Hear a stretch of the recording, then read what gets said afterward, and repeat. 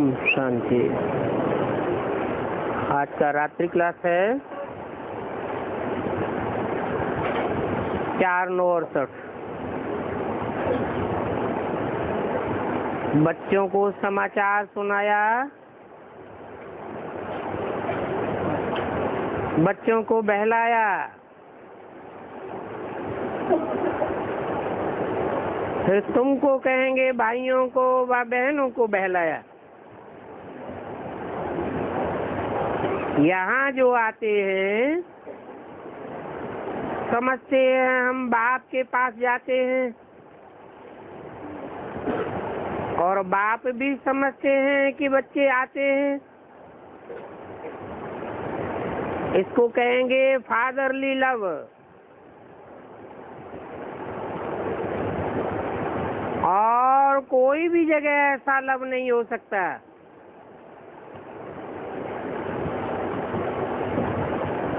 मनुष्यों ने भगवान वाक्य सुना है, तो मनुष्यों को समझना चाहिए कि भगवान परम पिता है, तो हम बालक हैं।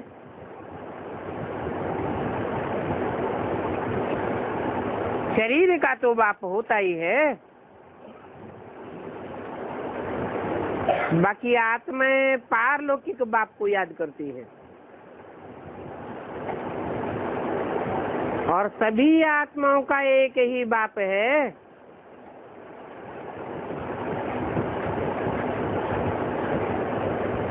कैसे?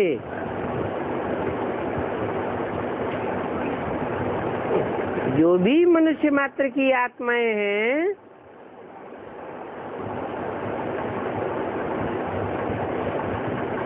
उनका रचयिता बाप तो नहीं कहेंगे। क्यों नहीं कहेंगे? क्योंकि आत्मा रची नहीं जाती है।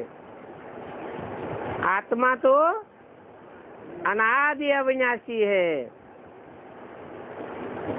परंतु आत्मा अपने स्वरूप को भूल जाती है। इसलिए सभी आत्माओं को अपने स्वरूप की याद दिलाने से, स्मृति दिलाने से वो सभी आत्माओं का बाप है। और वो बेहद का बाप हो गया, जिससे बेहद सुख शांति का वर्षा मिलता है।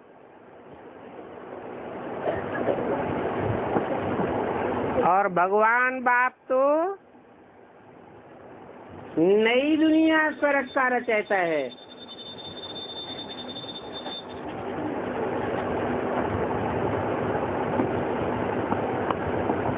आत्माओं को नहीं रचता है।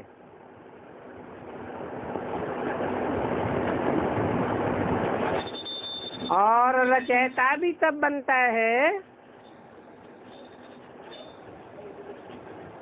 जब कोई साकार मुकर्रर रथ में प्रवेश करे।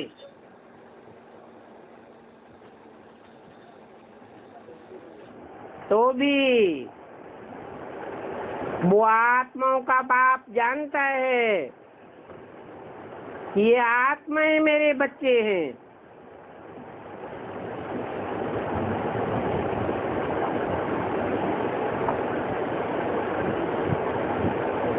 मुझे आत्मा बाप ने,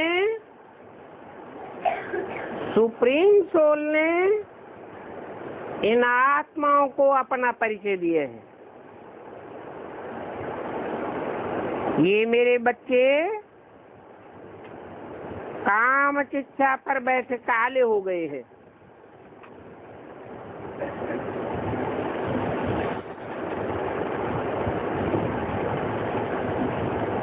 फिर अभी इनको ज्ञान शिक्षा पर बिठाए गोरा बनाता हूँ। ये ज्ञान चिता है ना,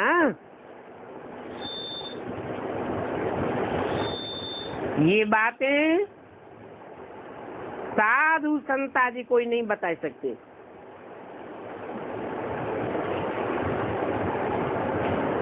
कि ज्ञान चिता पर बैठने से आत्मा कैसे पवित्र हो जाती है।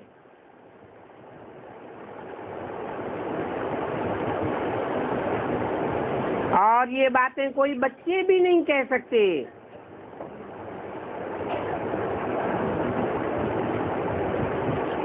ये प्रजापिता ब्रह्मा है,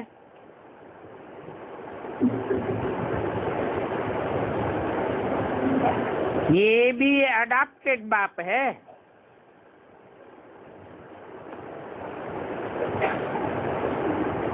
सुप्रीम सोल बाप ने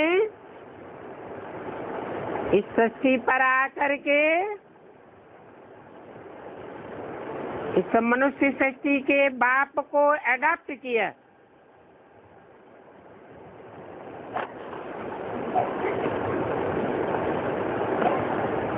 तो देखो,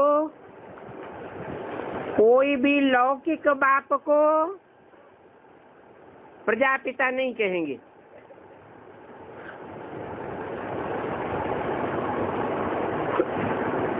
लौकिक बाप लौकिक बच्चों की पैदाइश करता है।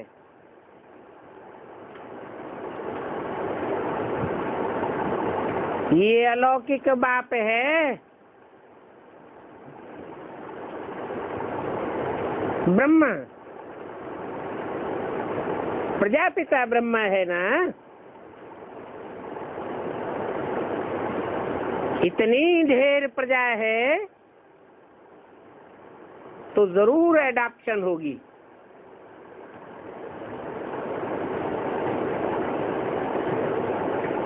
ये बातें बड़ी समझने की हैं और ये योग और ज्ञान भी सहज है।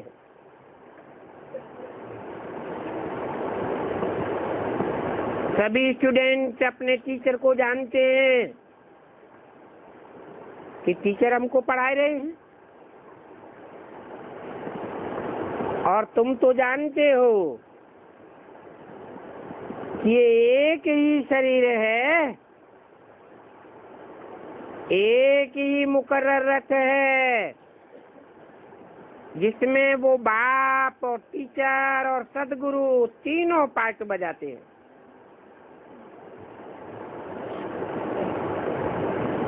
ऐसा दुनिया में कोई पार्टधारी नहीं होता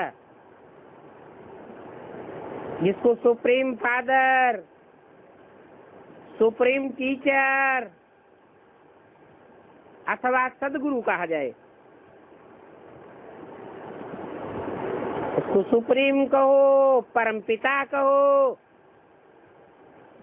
बात तो एक ही हो जाती है। ये तो जानते हो ना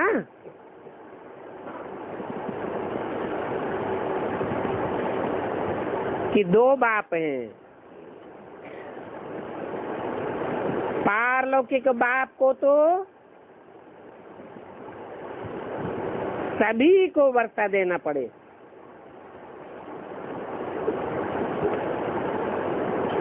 कितने सभी को?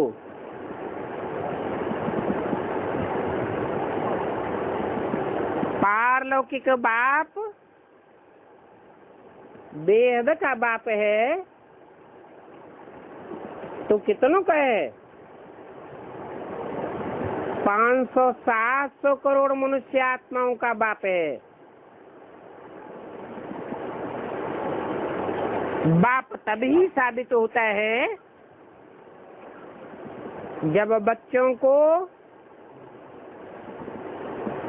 जन्म दे और वर्षा दे। तो पारलौकिक बाप 500-700 करोड़ सभी बच्चों को वर्षा देता है। कौन सा वर्षा देता है? हैं? एक जन्म की कम से कम जीवन मुक्ति का वर्षा हर बच्चे को देता है। और सभी बच्चों को मुक्ति धाम ले जाता है।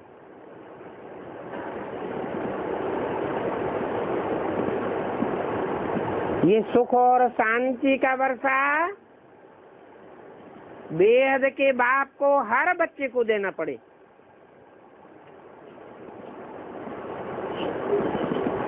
और फिर ये पारलौकिक बाप संगमियों पर ही ये वर्षा देते हैं। परंतु तुम बच्चों को क्या स्पेशलिटी है?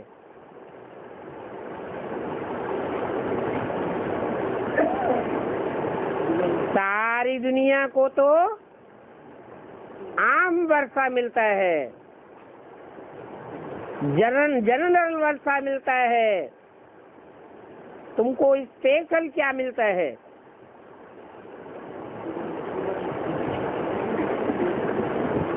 सारी दुनिया को तो मुक्ति, जीवन मुक्ति का वर्षा मिलता है। कम से कम में एक जन्म का जरूर मिलता है, लेकिन तुमको स्वर्ग का वर्षा मिलता है।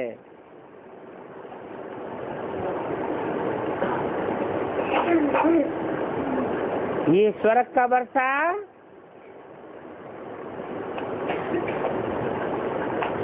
स्थिति में सदैव स्थित रहने वाला बाप ही देते हैं और तुमको ही देते हैं। तुमको माने जो सन्मुख पढ़ाई पढ़ने वाले बच्चे हैं उनको देते हैं। बाकी तो सभी आत्माएं शांति धाम में जाकर के बैठ जाती हैं। जैसे कि ऑटोमेटिक उनको मुक्ति और जीवन मुक्ति का वर्षा मिल जाता है।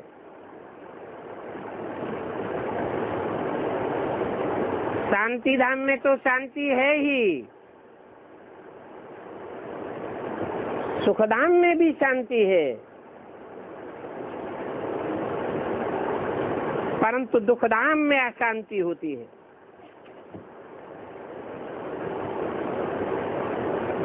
और ये बात समझाना किसी को बहुत सहज है। जबकि आत्मा को पवित्र बनना है तो पतित पावन तो एक ही बाप है।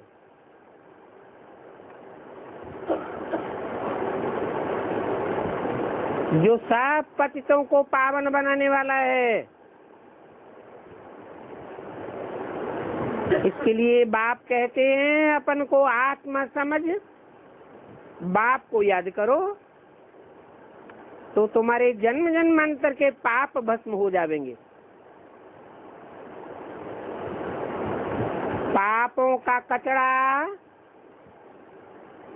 ज्ञान योग की चिता में भस्म होगा और तुम पवित्र बन जाएंगे। बाप तो आकर के नई दुनिया स्थापन करते हैं।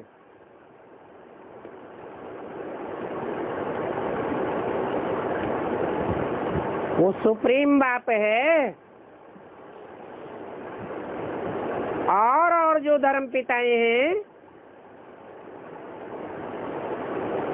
वो आते तो हैं, लेकिन कोई नई दुनिया स्थापन नहीं करते हैं।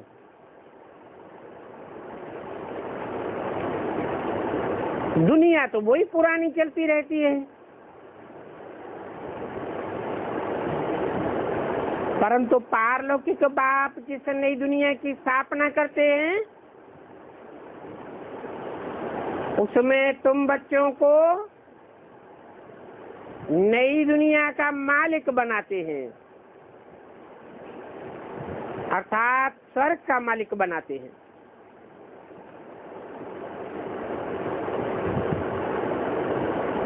सबको नहीं बनाते।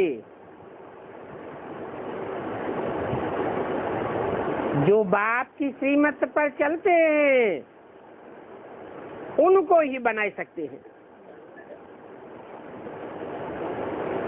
तो बच्चे यहाँ ये समझ करके आते हैं कि हम बेहद के बाप के पास जाते हैं।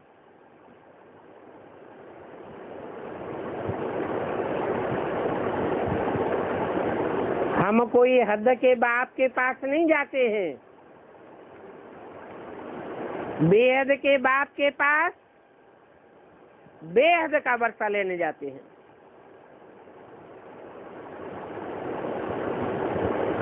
स्वर्ग का वर्षा लेने जाते हैं।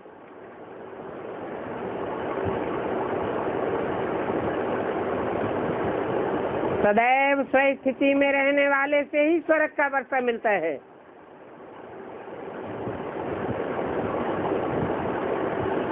और जो भी मनुष्य मात्र हैं, जो भी नर हैं,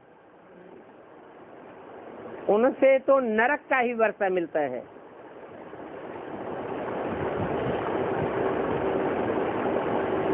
तो तुम बच्चों को स्वर्ग का वर्षा लेना है तो दैवी गुण भी धारण करने पड़े। जबकि दैवी दुनिया में जाते हो तो दिव्यता आनी चाहिए। फिर जरूर अवगुणों को छोड़ना पड़े, क्योंकि देवताएं तो सर्वगुण संपन्न होते हैं। ये भी बताया है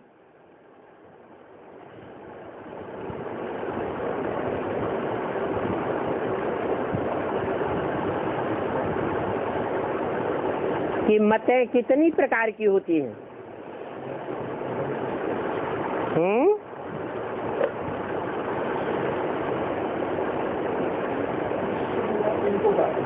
एक होती है ईश्वरीय मत, उससे फिर बाद में है दैवी मत, तीसरी है मनुष्य मत और चौथी है आसुरी मत। ईश्वरीय मत सिर्फ संगम युग पर ही मिलती है, न सतयुग में, न त्रेता में, न द्वापर में, न कलयुग में। और दैवी मत कहाँ मिलती है? सतयुग में देवताएं दैवी मत देते हैं। जो देवताएं हैं वो अपनी मत का आरोपण करते हैं किसी के ऊपर।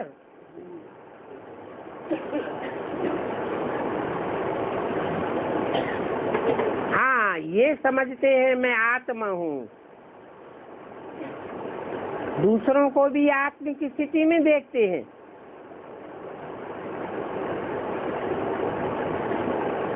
तो दैवी मत कहाँ मिलती है? संगम युग पर ही जो आत्माएं दिव्य गुण धारण करने वाली बनती जाती हैं, उन आत्माओं से दैवी मत मिलती है।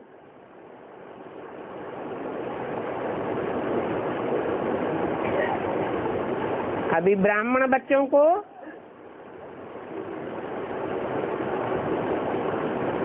सिर्फ ईश्वरीय मत ही मिल रही है,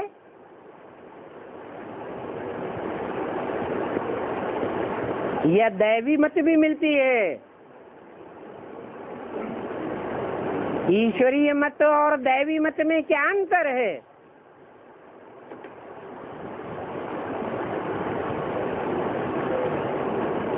अरे देवता होगा तो दिव्य गुण की मत देगा। जैसे ईश्वर आकर ब्रह्मा द्वारा वाणी चलाते हैं तो ज्ञान की मत देते हैं प्रधानता से। ज्ञान का सागर है,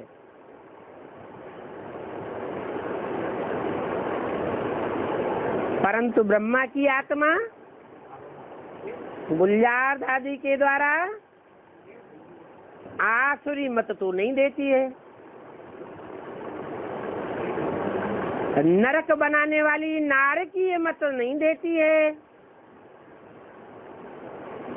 जो भी वाणी चलती है वो वाणी ईश्वर की वाणी के पैरेलल है। कोई भी बात का काट करने वाली नहीं है। फिर भी अंतर क्या है? कुछ अंतर है जिसे हम अव्यक्त वाणी कहते हैं।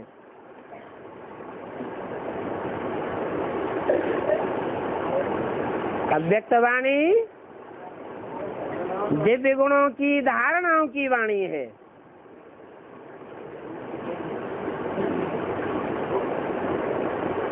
दिव्य गुणों की शिक्षा देवता ही दे सकता है।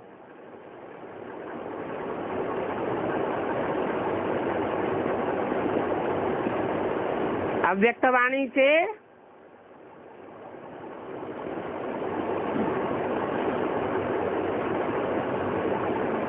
सारे षष्ठी चक्र का ज्ञान नहीं मिलता। ज्ञान के नए नए पॉइंट्स नहीं निकलेंगे, लेकिन दिव्य गुणों का भंडार जरूर मिलता है।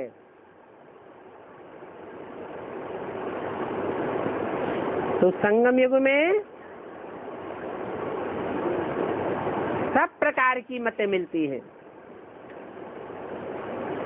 ईश्वरीय मत भी मिलती है, दैवी मत भी मिलती है, मानव मत भी मिलती है और आसुरी मत भी मिलती है। सभी मतों का संगम हो जाता है। परंतु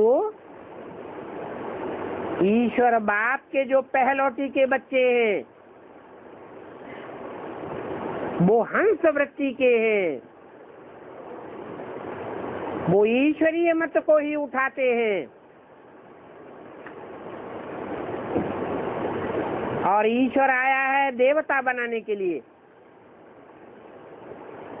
इसलिए दैवी मत को भी उठाते हैं। बाकी मानव मत और आसुरी मत को त्याग देते हैं।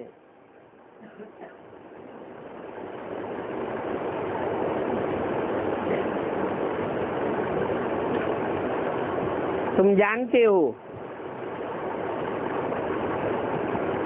कि सिर्फ दैवी मत से तुम देवता नहीं बनते हो।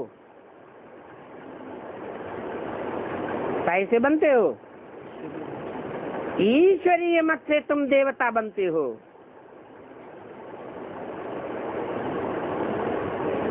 परंतु बाप कहते हैं तुम्हारा प्रवृत्ति मार्ग है। तुमको माता पिता दोनों से शिक्षा मिलती है।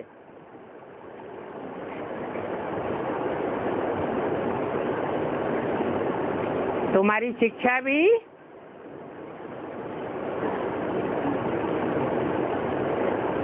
सन्यासियों की शिक्षा नहीं है।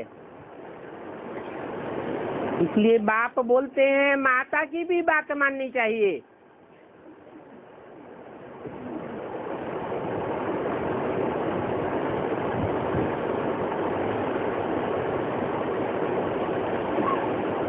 मानव मत वाले ये ज्ञान नहीं दे सकते।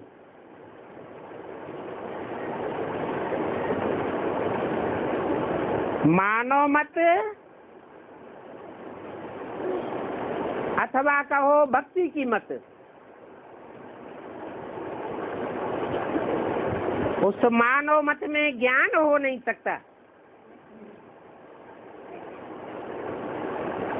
क्यों नहीं हो सकता?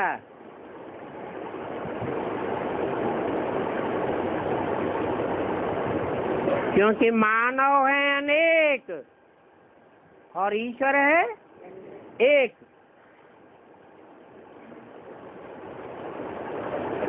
दैवी मत में भी ज्ञान नहीं हो सकता, क्योंकि देवताएं हैं अनेक और ईश्वर है एक।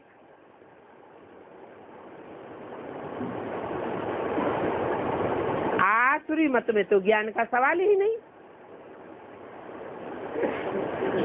उनका तो नारा ही है अंधेरा कायम रहेगा।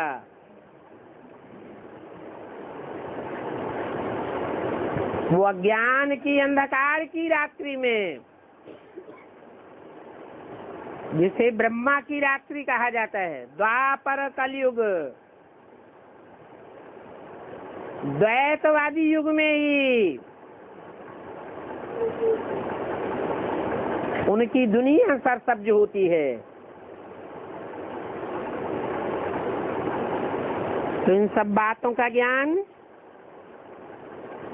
आत्माओं का बाप ही आकर के देते हैं। वो परम पिता परमात्मा ज्ञान का सागर है।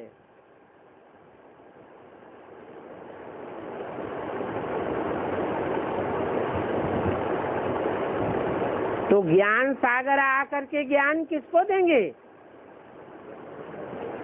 है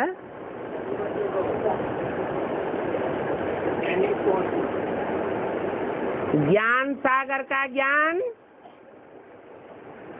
आत्माओं को देंगे, देह अभिमानियों को नहीं देंगे, क्योंकि वो बेहद की आत्माओं का बाप है। और जब आते हैं तो आत्मिक स्थिति वालों से ही बात करते हैं, देह अभिमानियों से बात भी नहीं कर सकते हैं। बच्चों को कहते हैं कि मुझ बाप को निरंतर याद करो।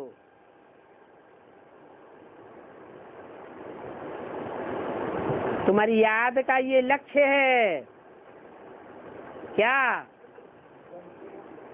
ऐसी याद की पराकाष्ठा प्राप्त करनी है कि याद में अंतर न पड़ने पावे।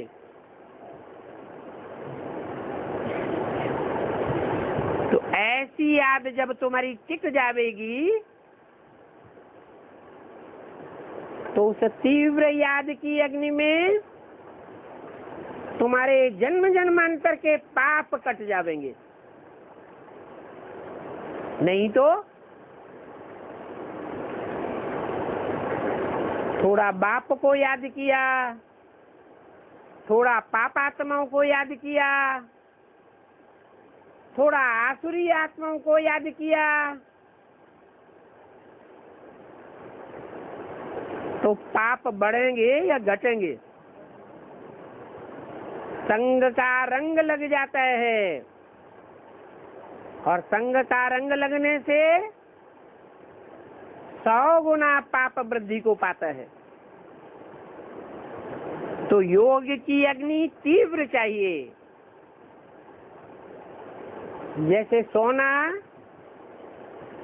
साधारण अग्नि में पिघलता भी नहीं है, तो खाद भी दूर नहीं होती। तीव्र अग्नि होती है तो सोने से खाद निकल करके अलग हो जाती है। तो ऐसी याद की यात्रा से अपना कल्याण करो।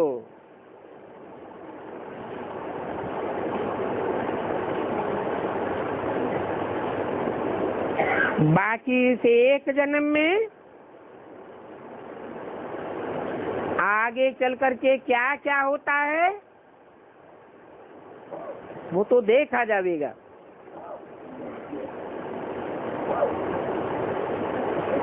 जन्म जन्मांतर के पाप का बोझा सिर पर है, वो बोझा तो हल्का करो। ये समझने की बड़ी सहज बात है।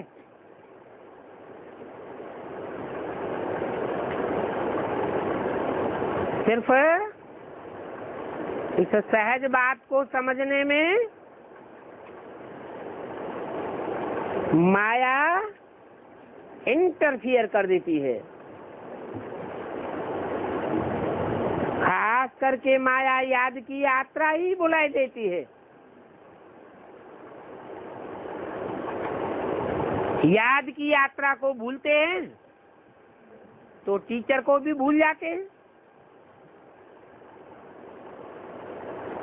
तो बाप कहते हैं ये माया रावण तुम्हारा पुराना दुश्मन है।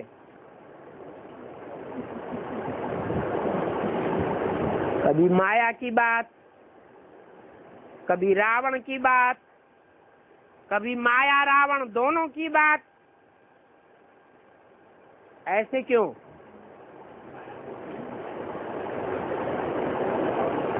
माया स्त्रीलिंग, रावण पुल्लिंग।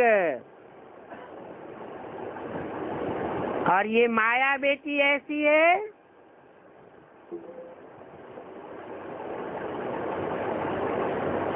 जो मायावी होने के कारण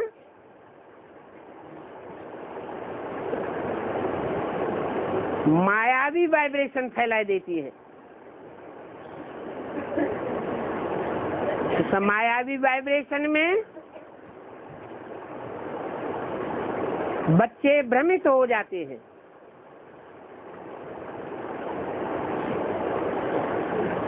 बेटी है या कुछ और है,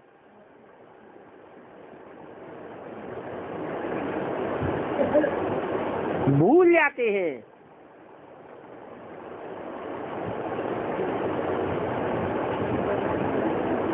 तो भ्रमित करने वाली माया भी है। स्त्री चोले में कोई न कोई रूप धारण करके आती है। भ्रमित करने वाला रावण भी है जो पुरुष चोले में आता है, कोई न कोई रूप धारण करके आता है। और दोनों मिलकर के भी आते हैं। क्यों? कि दोनों जब मिलते हैं तो उनका पवित्र प्रवृत्ति मार्ग है या अपवित्र प्रवृत्ति मार्ग है? हैं? अपवित्र प्रवृत्ति मार्ग है। तो उनके संग के रंग से हमको भी अपवित्रता का लेस लग जाता है।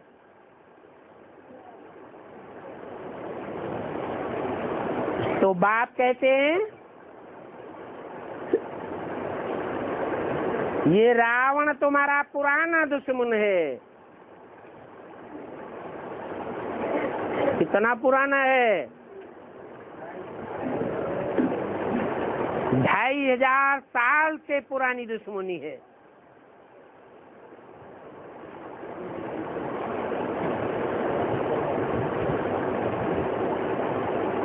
कोई नया दुश्मन होता है, कोई पीढ़ी दर पीढ़ी पुरानी दुश्मनी चली आती है तो उसे बहुत खतरनाक समझते हैं। इसलिए ये दुश्मनी भी 4 अवस्थाओं में पसार होती है। दुनिया की हर चीज 4 अवस्थाओं से पसार होती है। ये रावण की दुश्मनी भी द्वापर के आदि में सतो प्रधान, बाद में सतो सामान्य, फिर रजो प्रधान और अब तमो प्रधान दुश्मनी हो चुकी है। जब आती के दुश्मन बन जाते हैं तो प्राणों के गाहक बन जाते हैं।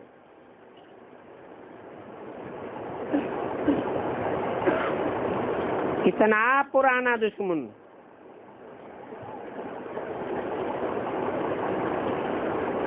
बहुत तमो प्रधान बनते हैं, कोई बहुत दुख देते हैं, तो फिर उनका पुतला बना करके जलाते हैं। भक्ति मार्ग में भक्त समझते हैं ये परंपरा से रावण जलाते आते हैं, परंतु नहीं, द्वापर में रावण नहीं जलाया जाता था, कब से जलाते आते हैं। जब कलयुग तमो प्रधान युग आया, बहुत दुख दिया इन विदेशियों ने, तो रावण का पुतला जलाने लग पड़ते हैं।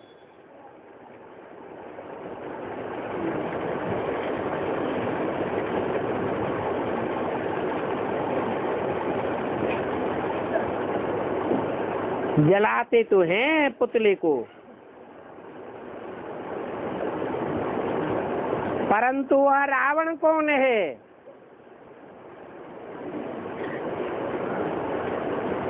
और क्यों जलाते हैं, ये कुछ भी नहीं जानते। बाप ने तो बता दिया,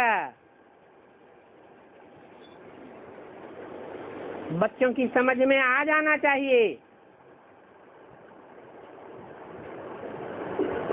ये विदेशी, ये विधर्मी जब से भारत में आए हैं, तब से दुख दर्द शुरू हुआ है।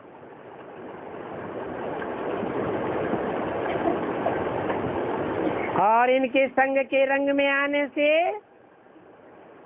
भारतवासी अति तमो प्रधान होते गए। देवी देवता सनातन धर्म प्रायः लोप होता चला गया।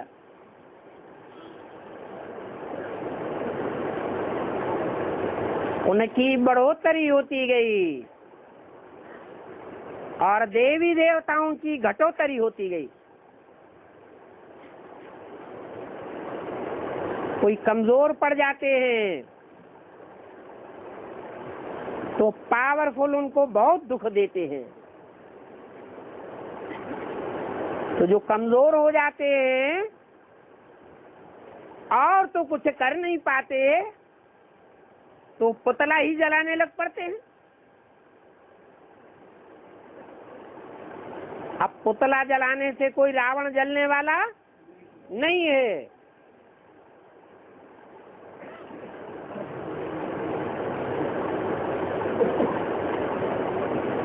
तो बच्चों की बुद्धि में ये भी आना चाहिए कि ये रावण कौन है। जरूर कहेंगे कि सब मनुष्य सृष्टि में जो आकर के गुरु बन करके बैठते हैं, बड़ी बड़ी जनरेशन को अपने कंट्रोल में ले लेते हैं, ये गुरु लोग ही रावण के रूप हैं।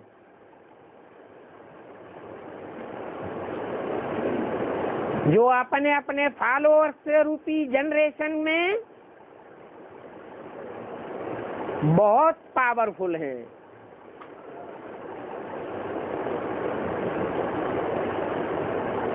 अपनी जनरेशन के बीच जब आते हैं पहले पहले, तो बहुत सतो प्रधान माने जाते हैं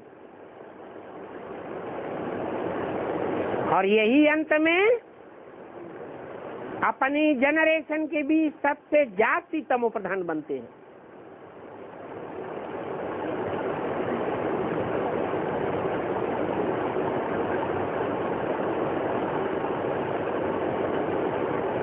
भक्ति मार्ग में तो ढेर की ढेर सामग्री बनाई दी है।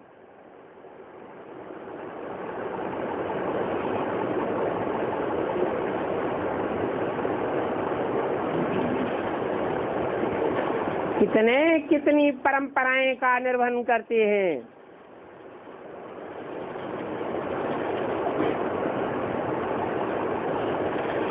ये सारी की सारी भक्ति मार्ग की सामग्री कोई काम की नहीं है। बाप समझाते हैं, मीठे बच्चे, इन आंखों से जो भी भक्ति मार्ग का पसारा देखते हो, पंप एंड शो देखते हो, ये सब भूल जाओ और एक बात को याद करो, माया तो जरूर बिघन डालेगी, तुमको याद करने नहीं देगी, परंतु ये माया कागज का शेर है, इससे डरना नहीं है। और डर करके कर्मेंद्रियों से कोई विकर्म भी नहीं करना है।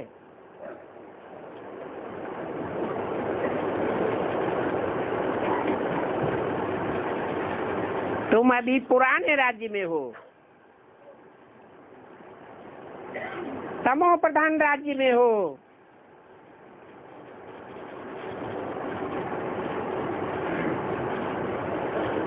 ये राज्य कोई सतो प्रधान राज्य नहीं है। यथा राजा तथा सारी प्रजा तमो प्रधान है।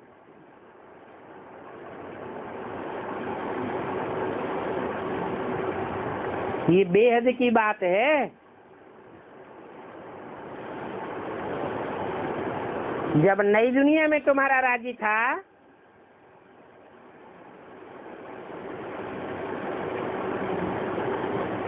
तो तुम अपने राज्य में थे, राज्य भी नया था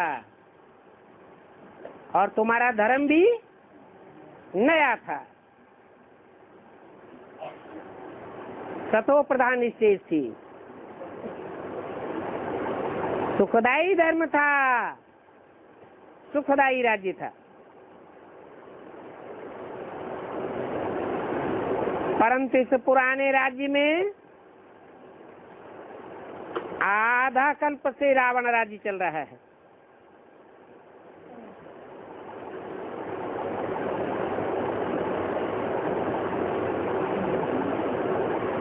ये रावण का राज्य है, ये कोई तुम्हारा राज्य नहीं है।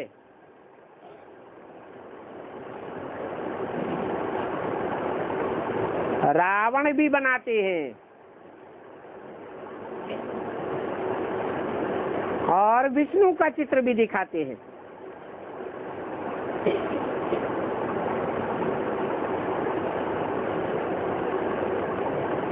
अंतर क्या दिखाते हैं?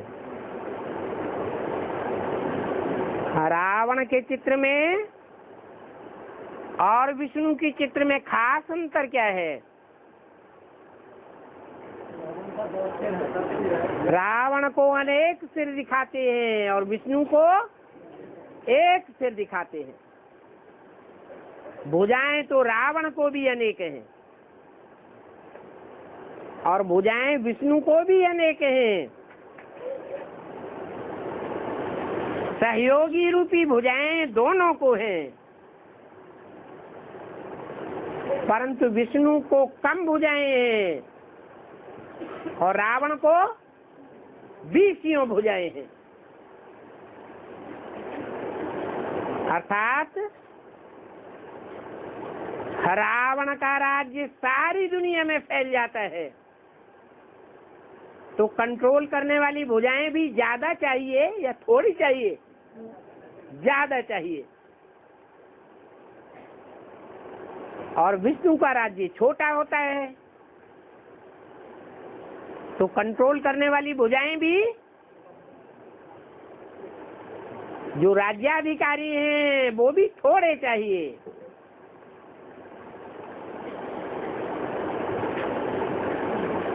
ये रावण राज्य की भुजाएं और विष्णु राज्य की भुजाएं इन दोनों का फाउंडेशन कहाँ पड़ता है? संगम युग पर फाउंडेशन पड़ता है। संगम युग पर शूटिंग होती है, तो अपन को देखना है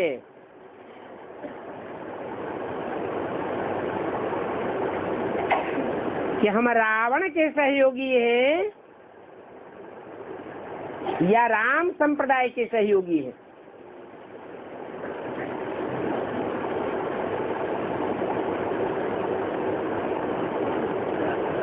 परंतु बच्चे समझते नहीं हैं।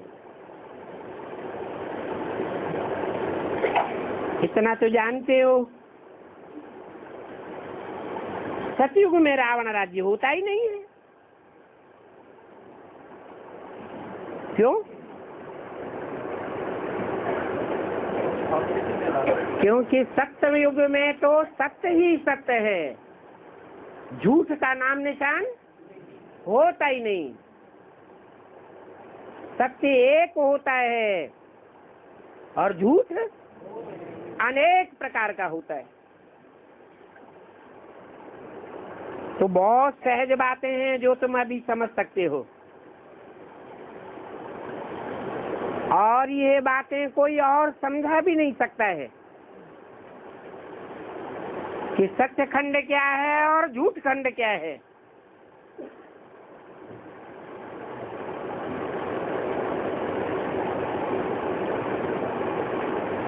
समझने के लिए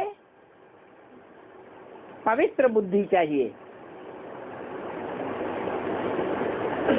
इसलिए कहते हैं पवित्र बनो। सन्यासी भी तो पवित्र बनते हैं,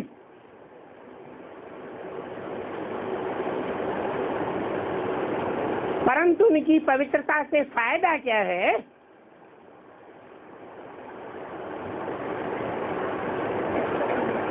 कोई एक के लव में लीन तो होते नहीं है।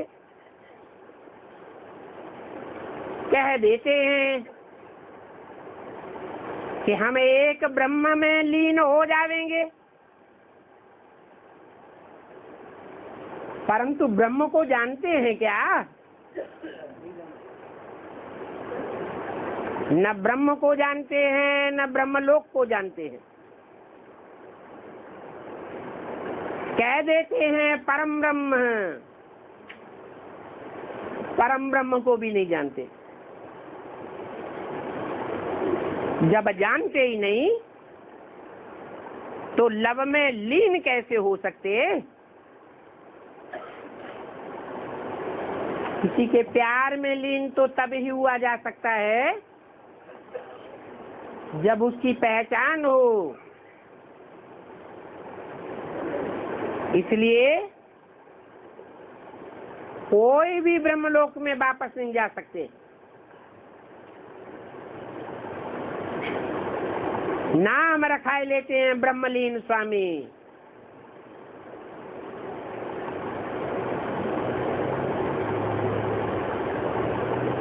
ऐसे तो चाहे सन्यासी हो, चाहे देव आत्माएं हो, चाहे आसुरी आत्माएं हो, चाहे मनुष्य आत्माएं हो, सभी आत्माएं अविनाशी हैं। और इन सबका अविनाशी पार्ट उनकी आत्मा में नुधा हुआ है।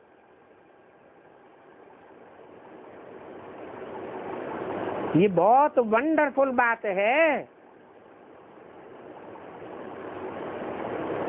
कि इतनी छोटी सी आत्मा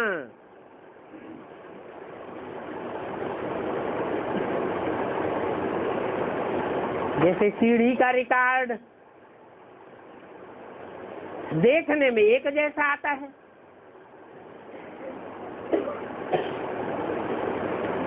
परंतु मैटर सब सीढ़ियों में अलग अलग भरा हुआ है। ऐसे ही ये आत्मा रूपी रिकॉर्ड तो अति सूक्ष्म है। इतना सूक्ष्म कि इन आंखों से देखने में भी नहीं आता, सिर्फ समझा जाता है कि आत्मा अति सूक्ष्म ज्योति बिंदु रिकॉर्ड है।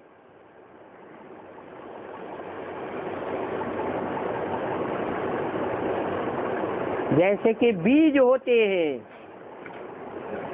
अलग अलग जाति के, एक बीज के संस्कार दूसरे बीज के संस्कार से कभी नहीं मिलेंगे।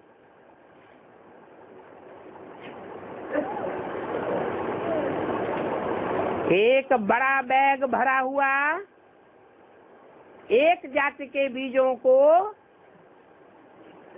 जमीन में बोया जाता है तो कोई 2 दाने ऐसे होते हैं जिनमें समान रूप से पौधा निकले।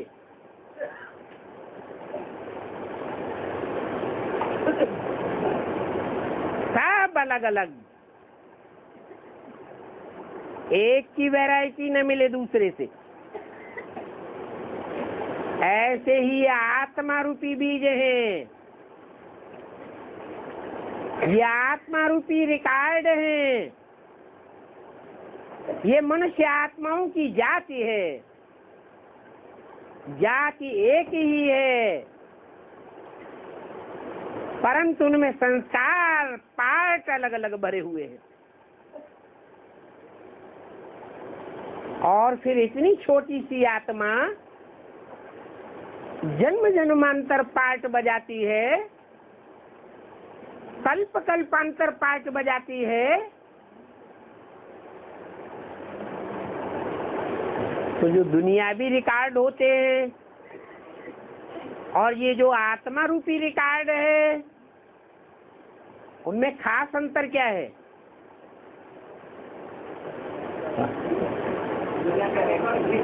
हाँ, वो रिकॉर्ड विनाशी है और ये रिकॉर्ड अविनाशी है। ये कभी भी घिसता ही नहीं। कितनी वंडरफुल बात है।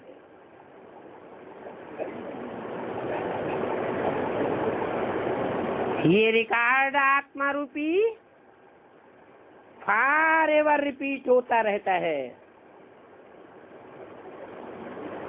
No and. इसका ना आदि है और ना अंत है।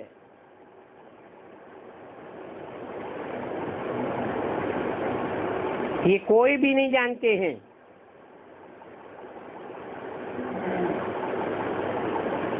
ये आत्मा रूपी रिकॉर्ड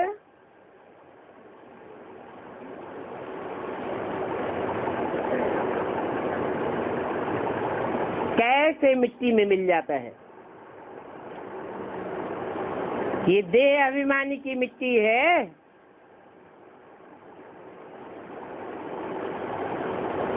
देह अभिमानी की मिट्टी में रिकॉर्ड कैसे मिल जाता है?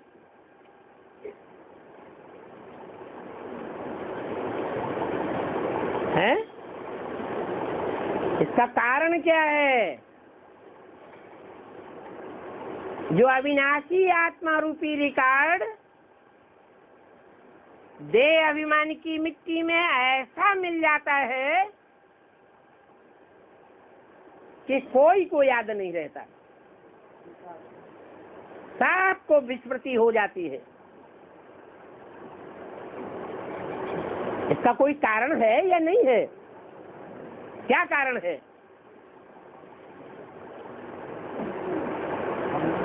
कोई को कारण पता है तो बताए। है?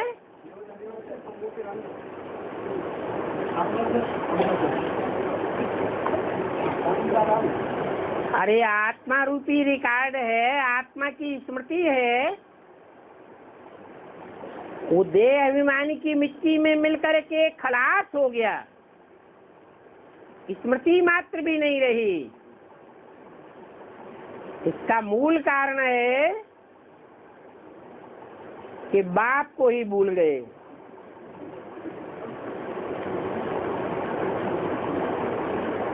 और अब बाप की स्मृति रहती तो अपनी आत्मा रूपी रिकॉर्ड की भी स्मृति रहती। बाप को ही पत्थर ठिक्कर भीतर में मिलाई दिया।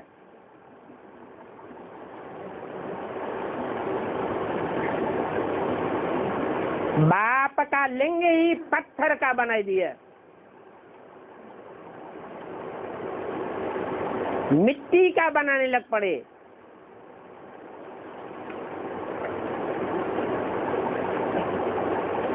अब जरा सोचो तो,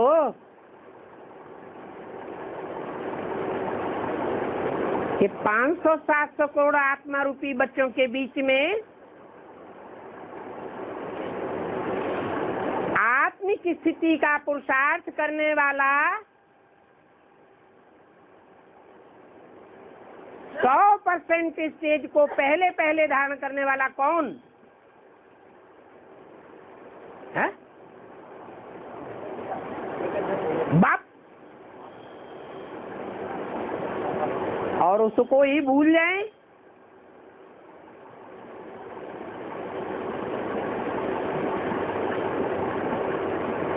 तो बच्चों की हालत क्या होगी? ऐसे नहीं है कि बाप को भूलने से सभी बच्चे बाप को भूल गए तो बाप कोई मिट्टी में मिल जाता है।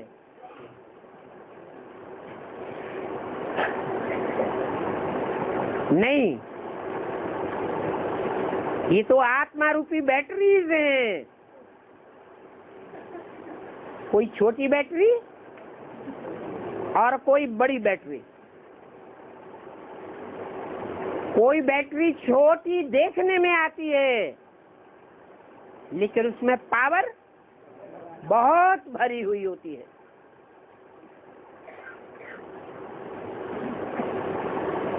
इसका प्रूफ है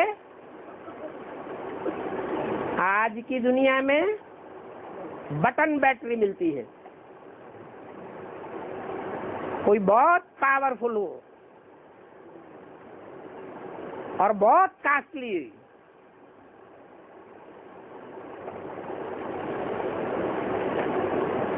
आत्मा को हीरा कहा जाता है। इस दुनिया में भी कोहनूर हीरा बहुत प्रसिद्ध है, जिसकी कीमत आज तक भी कोई आंक नहीं सका।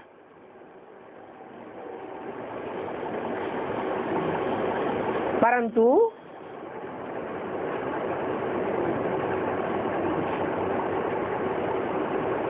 हीरे में चारों ओर से मिट्टी लिपट जाए, मिट्टी से आवृत हो जाए, तो क्या उसकी कीमत घट जाती है?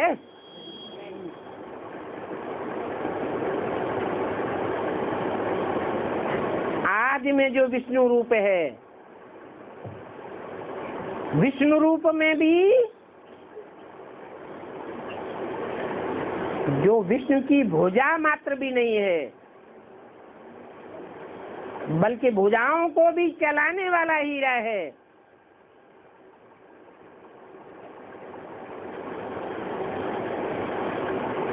वो विष्णु की तेज को धारण करने वाला आदि में विष्णु। कौन सी आदि? सृष्टि के आदि में विष्णु, तो अंत में भी क्या होगा? है? अंत में भी विष्णु रूप में होगा। सतयुग को आदि नहीं कहेंगे। सतयुग का पहला जन्म, जिसमें राधा कृष्ण जन्म लेते हैं, उसे आदि नहीं कहेंगे। कब कहेंगे? सतयुग आदि में विष्णु होता भी नहीं है। ये ब्रह्मा विष्णु शंकर ये कहाँ की यादगार है? संगम युग की यादगार है। संगम युग में पहली पहली पारिवारिक इकाई जो बनती है उसमें वो चार आत्माएं जो भुजाओं के रूप में सहयोगी के रूप में दिखाई गई हैं, वो विष्णु के रूप में पाठ बजाने वाली जो प्रमुख आत्मा है, जो चारों भुजाओं को चलाने वाली है,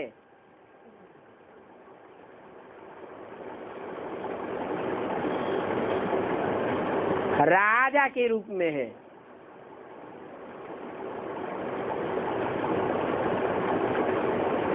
वो नई सृष्टि का आदि करने वाली आत्मा है।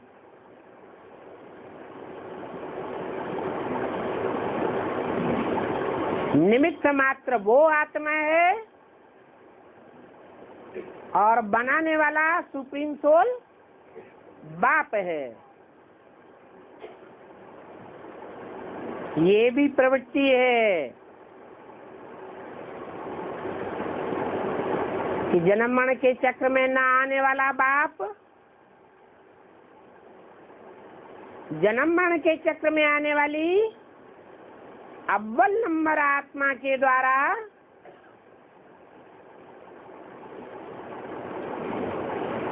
वो पाठ नूद कराने के निमित्त बनती है।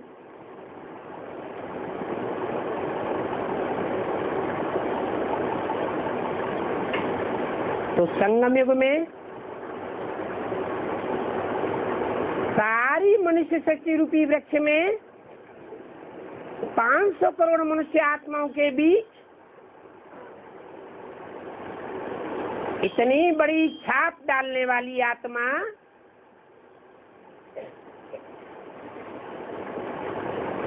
वो याद तो रहनी चाहिए।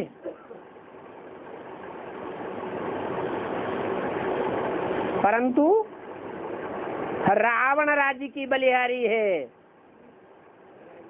माया की बलिहारी है। कैसे बाप को भी माया रावण भुलाए देता है।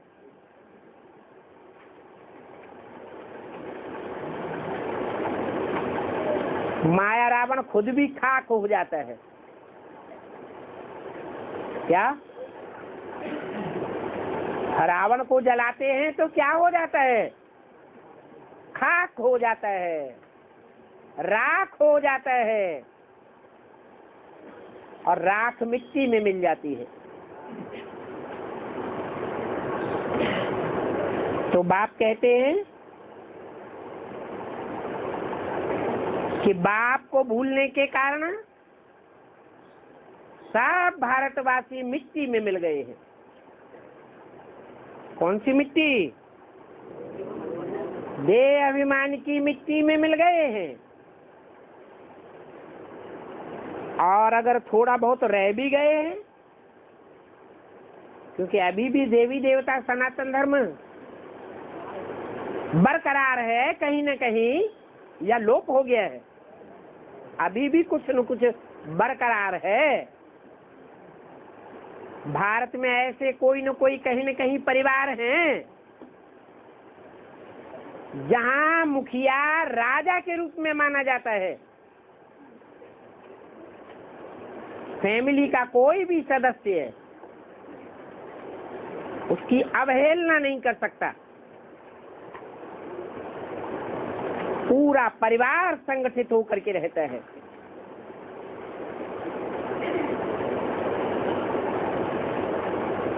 इसलिए कहा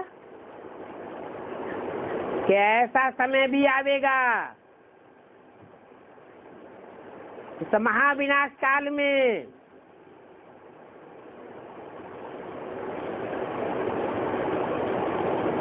कि बहुधा भारतवासी तो मिट्टी में मिल ही गए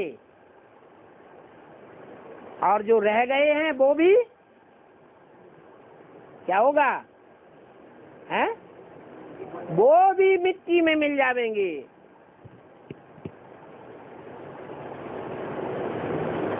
अति हो जाएगी। नहीं तो मिट्टी में मिलने के सिवाय आत्मा वापस कैसे जाएगी?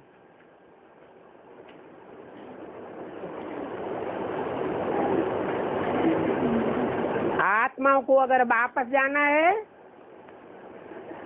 तो देह अभिमान की मिट्टी राख हो जानी चाहिए। विदेशियों की मिट्टी राख नहीं होगी। जो विदेशी विधर्मी आत्माएं हैं वो अपने देह अभिमान को राख नहीं कर सकेंगी। इसलिए भक्ति मार्ग में उनकी मिट्टी को मृत्यु के समय मुर्दे को मिट्टी में गाड़ा जाता है और तुम्हारी आत्मा देह अभिमान को जलाए देती है, राख कर देती है ज्ञान योग के बल से। इसलिए भारतीय परंपरा में भारतवासियों को जलाया जाता है।